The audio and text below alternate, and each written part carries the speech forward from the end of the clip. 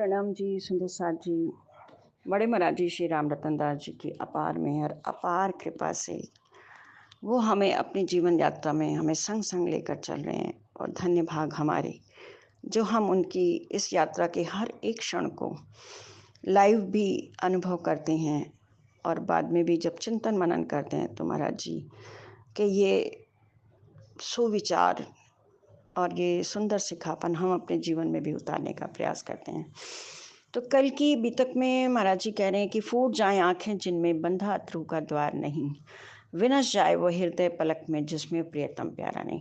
अब महाराज जी का हृदय फिर से वैराग्य की चरम सीमा पर है और वे अपनी आंखों को कहते हैं कि ऐसी आंखें लेकर मैं क्या करूं जिसमें मेरे प्रीतम का दीदार नहीं, और ऐसे हृदय को लेकर क्या करूं जहां उसकी बैठक नहीं। जाने क्यों हमको सब कुछ उतरा उतरा सा लगता है, किसी अलग वस्तु पाने को मेरा हृदय तरसता है। चले एक दिन छोड़ छाड़ के फिर अपना घर बार न्यौछावर करने चले अपने को इस बार। और ये वैराग्य इतना अधिक पड़ता है कि महाराज जी फिर से घर बार छोड़ते हैं और अब ये निर्णय लेकर निकलते हैं कि चाहे मेरे प्राण चले जाए मैं लौटूंगा नहीं, मैं परमात्मा को पाए बगैर अब लौटूंगा नहीं, चाहे मेरे जीवन का कुछ भी हो। तो सुंदर साथ जी, इतना दृढ़ निश्चय होना, इतना परमात्मा के प्रति लगन होना, ये कोई विरले ही कर सकते हैं, ये परमहंस ही कर सकते हैं। लेकिन हम उनकी इस चाल से सीख सकते हैं, उनकी इस चाल से अपने हृदय में अपने परमात्मा से मिलने की तड़प को जगा सकते हैं, बढ़ा सकते हैं और खुद को न्यौछावर करने की तो प्रेरणा मिलती ही है। एक दिन गुलमर्ग के एक महंत उनको अपने यहाँ रुकवाते हैं और अपनी पूरे मंदिर की व्यवस्था उनको देते हैं। इतनी अच्छी व्यवस्था महाराज जी करते हैं कि किसी को कोई शिकायत नहीं होती। हर साधु महात्मा का आदर होता है, सबको वस्त्र आभूषण बर्तन सब जिसको जो चाहिए होता है वो दिया जाता है। तो वो क्या करते हैं कि एक विरासतनामा लिखवाते हैं और महाराज जी को परमहंस बनाने का निर्णय लेते हैं।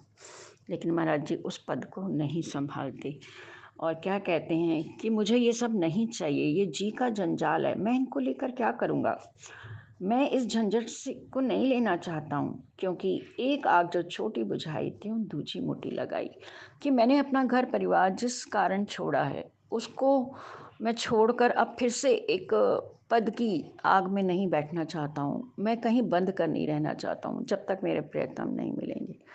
तो सुंदर सा जी यहाँ भी पद प्रतिष्ठा को ठोकर मारी है। सदगुरु महाराज ने अपने लक्ष्य के आगे उन्होंने मान प्रतिष्ठा बढ़ाई, किसी को कुछ नहीं समझा। और जब वह बाय चांस ऐसा होता है कि रजिस्ट्री के लिए जब जाते हैं तो रजिस्ट्रार ऑफिस बंद होता है, तो बहुत प्रसन्न होते हैं और कहते हैं धन्यवाद प्रभु को दिया हमने बारंबार, भली मुक्ति दी आपने हमको प्राणाधार। बार बार प्रभु को धन्यवाद देते हैं कि आपने मुझे इस पद प्रतिष्ठा से बचाकर, बहुत बहुत आपका धन्यवाद प्रभु, बहुत बहुत शुक्राना करते हैं कि आपने मुझे इन झंझटों से मुक्ति दे दी। और उनको ये सारी पद प्रतिष्ठा मान सब कुछ बंधन ही लगा जीवन में। इस तरह महाराज जी सब चीज़ों को ठोकर मारते हुए अपने लक्ष्य की ओर, अपने गंतव्य की ओर दृढ़ निश्चय के साथ आगे बढ़ते हैं। और हर कदम पर, उनकी हर एक पड़ाव पर हमें वैराग्य की, समर्पण की, मान प्रतिष्ठा ना लेने की, बुजुर्ग की ना लेने की शिक्षा मिलती है। प्रणाम जी।